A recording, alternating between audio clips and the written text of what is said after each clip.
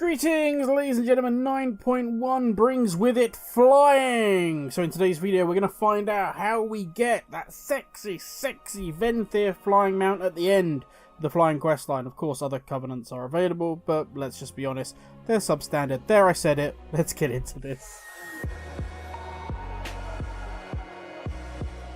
So how exactly do we go about unlocking flying in Shadowlands now 9.1 is here? Well, first up, you're going to need to be Renown 44, and as you may have guessed from what you're seeing on the screen, you need to have unlocked Korthia. Once you've ticked these boxes, then Talgalan, and yes, I am going to try and pronounce the names properly, forgive me, it's going to go horribly wrong, will offer you the quest Vault of Secrets. They can be found basically dead center of the Death Advance camp next to Bolvir.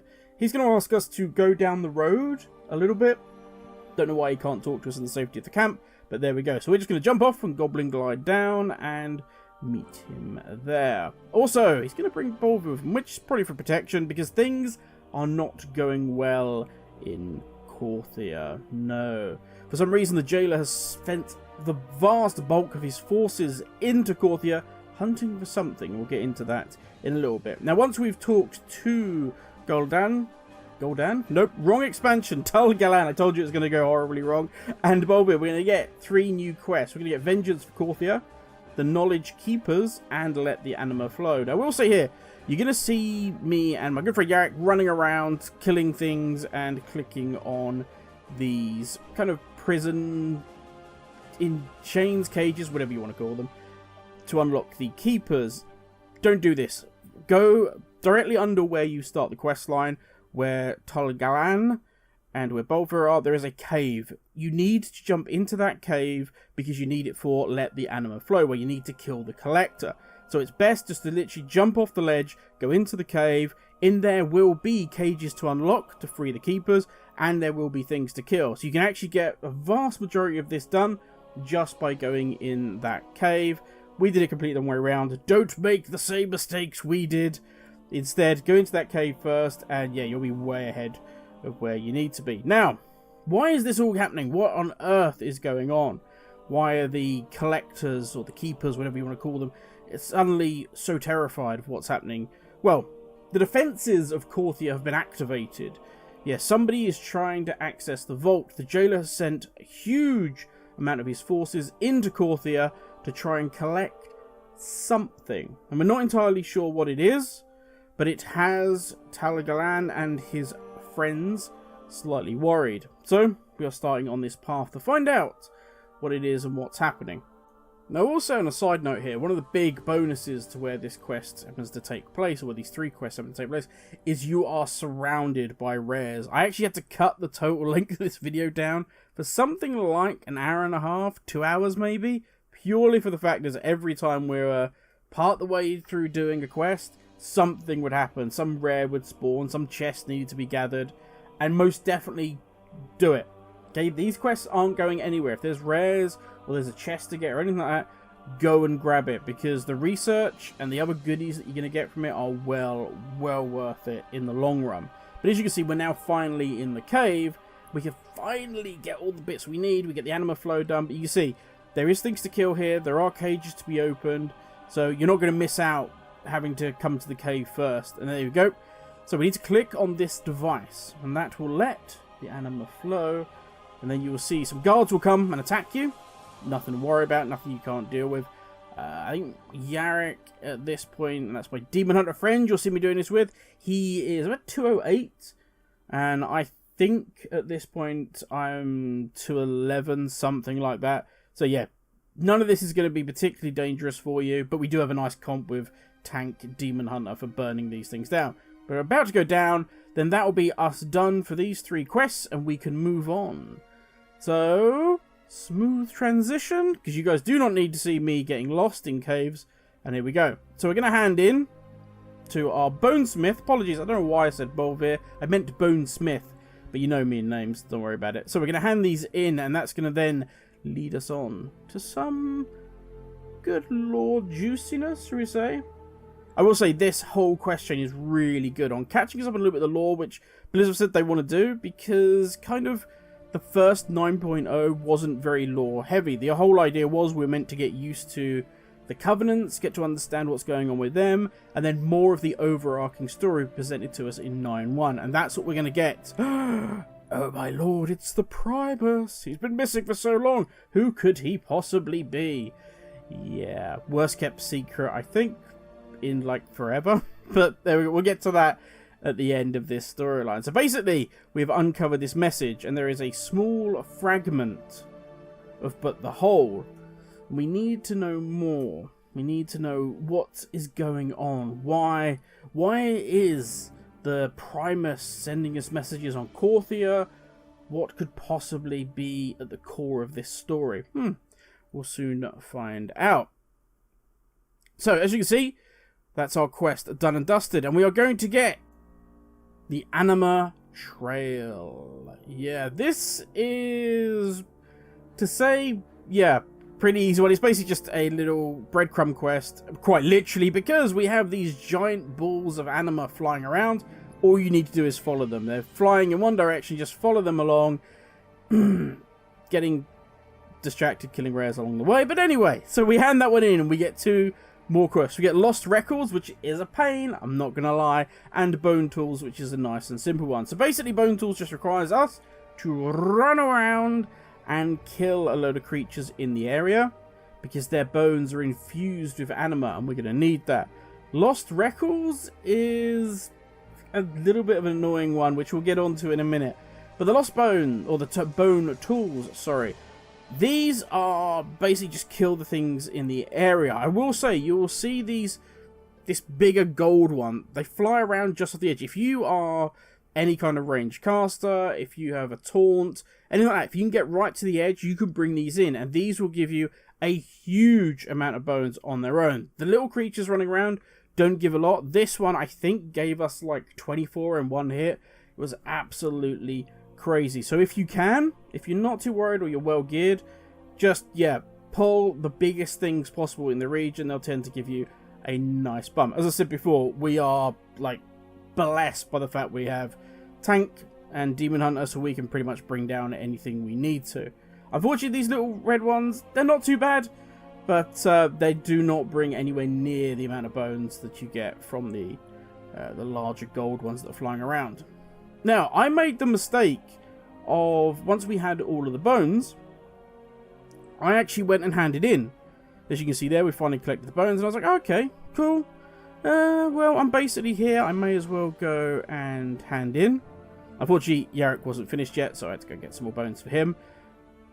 Don't do that. Do not go and hand the quest for the bones straight in, because you're actually going to need to use this beacon device, and it will start pinging out balls. And I had no idea. You can see this little weird pulses coming out of me.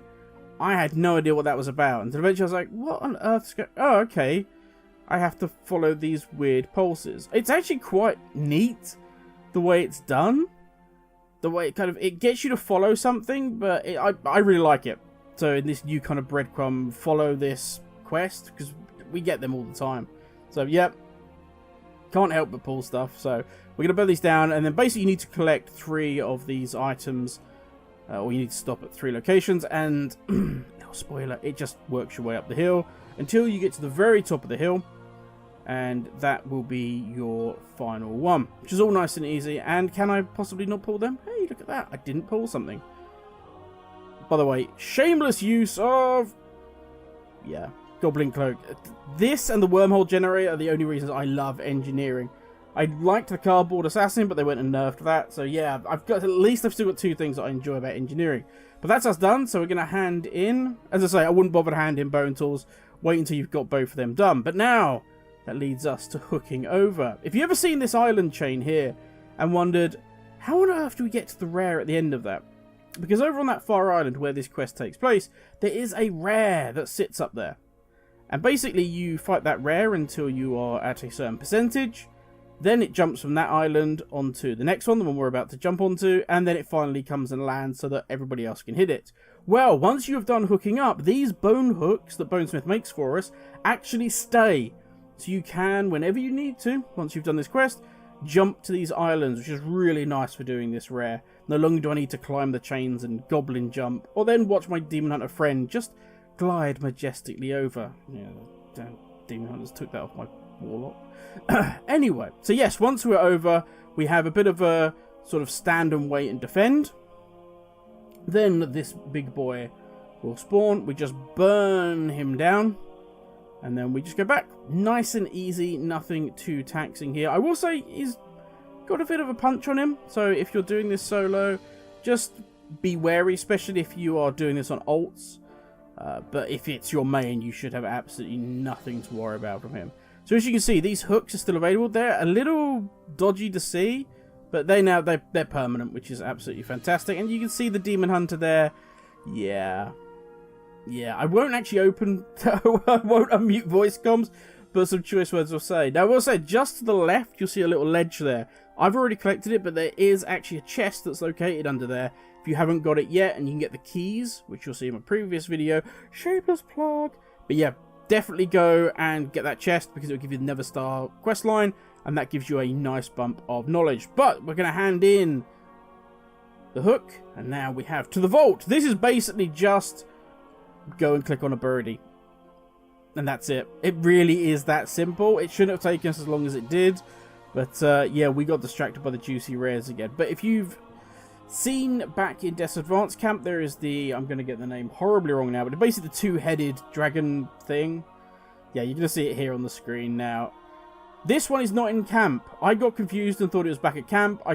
Went over that way. Nope, you just actually can click on this one. This one's dead center of the map. It's located just south of where you hand in your quest originally for the hook. So yeah, then we're going to fly over to this island. Yeah, this is where the vault is actually located. So we are getting close to the end game now.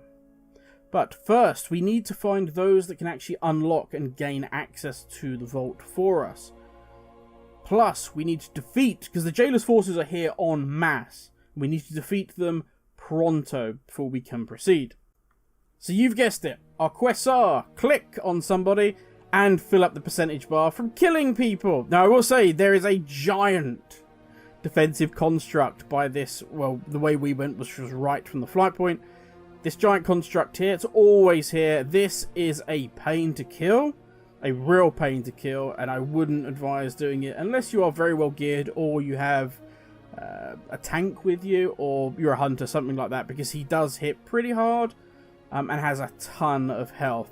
But once you can get him down, and I was being cocky and even brought in some more stuff. But once you get him down, you actually get a really nice big percentage chunk. You don't have to do it this way. But, yeah, we just had a comp that was really well suited for doing it. Feel free to just go around and basically use... What's happened is the Jailer is trying to access the vault, and he has sent his forces onto this island. We have forces of our own here to help us.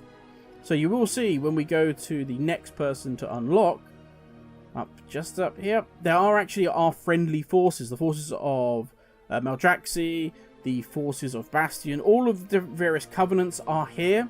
And they are trying to help out. So feel free, if you wish to drag some of these into some friendlies, the friendlies will actually help us out. So you can see there, that Bastion guy just ran in, started punching stuff. So if you are, as I say, you're on an ult or you're slightly lower geared, then feel free to actually use the forces that are here to help you out as you kill. But yeah, we're almost done. We have one more to get. Also, I will say, if you've got any rift keys or anything like that, this is not a bad place to use them. You can nip in, you can grab some of the chests, or if you're feeling super brave, you can go and kill some rares as well. But we've got one more guy to get. We've got a little bit of percentage to go.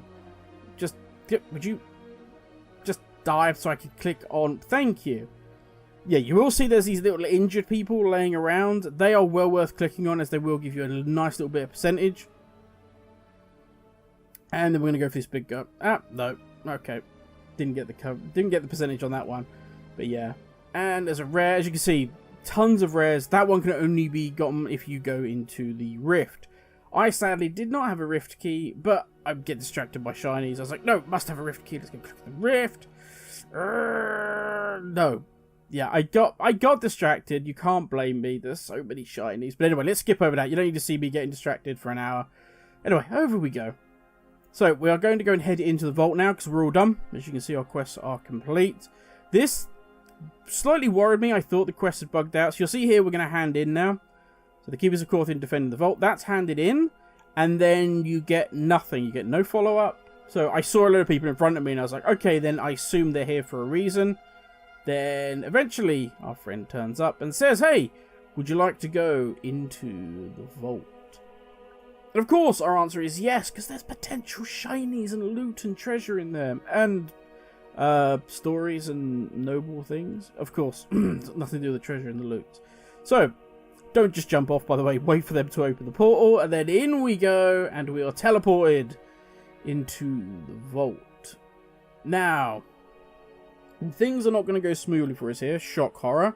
They're going to attempt to open the vault. We are going to be ambushed. There is only one annoying thing about this. It's fine, they're trash, we can easily kill them.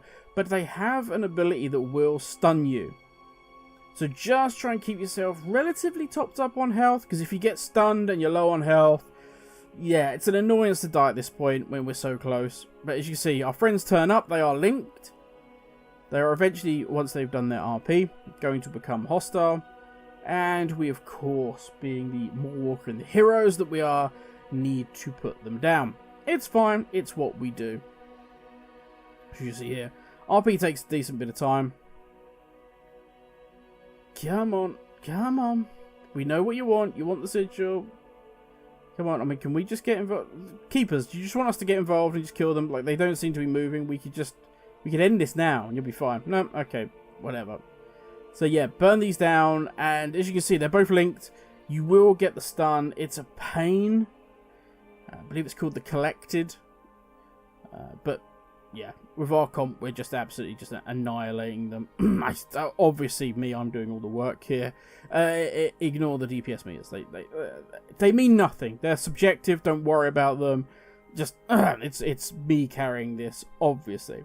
But anyway, you burn these two down. As I say, if you were in here solo, they might be a bit of a problem because, yeah, those keepers don't really help very much. But here we go. The next part of the story is revealed. What has happened is the Primus feared that the jailer was after the sigils, and so hid his sigil in Korthia in the vault. Dun dun dun! So what are we going to do? Are we going to leave it here, where it's protected? Are we going to take it and maybe, as a crazy idea, use a Hearthstone, go back to Azeroth and put it in Orgrimmar or in Stormwind, where there's no way the jailer could possibly get to it? Anybody want to have a guess? Anybody think what we might potentially do with it? Ah, I know. Let's go talk to Bolvir. Bolvir will know what we need to do with this. Luckily enough, we actually get teleported straight out of here once all the RP is done, and we go straight to Korthia, right in front of Bolvir, who will know everything there is to know. So yeah, here we go. Let's get TP'd back and talk to far bigger brains than us, because we'd do something stupid. You know, like take it back to Azeroth, and that's of course the wrong thing to do. So let's see what the big brain plan is.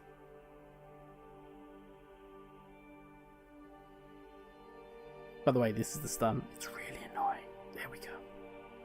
Yeah, just getting locked in place where there's nothing going on. There's actually, any of you have done, I think it's the Popo Rare.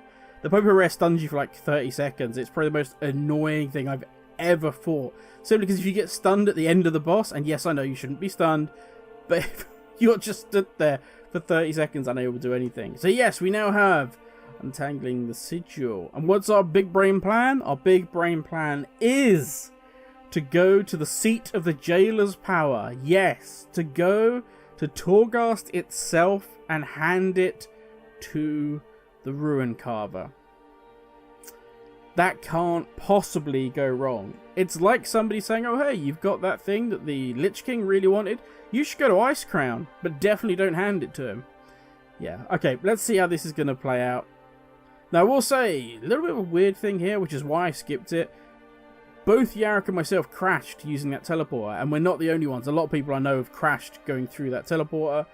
What is it with 9.1 and these, like, flying teleporter bugs? It's really annoying, not to mention the lag. But anyway, story time. So here we are. Ruin Carver, buddy. Would you like this? Here we go. Let's see if he'll take...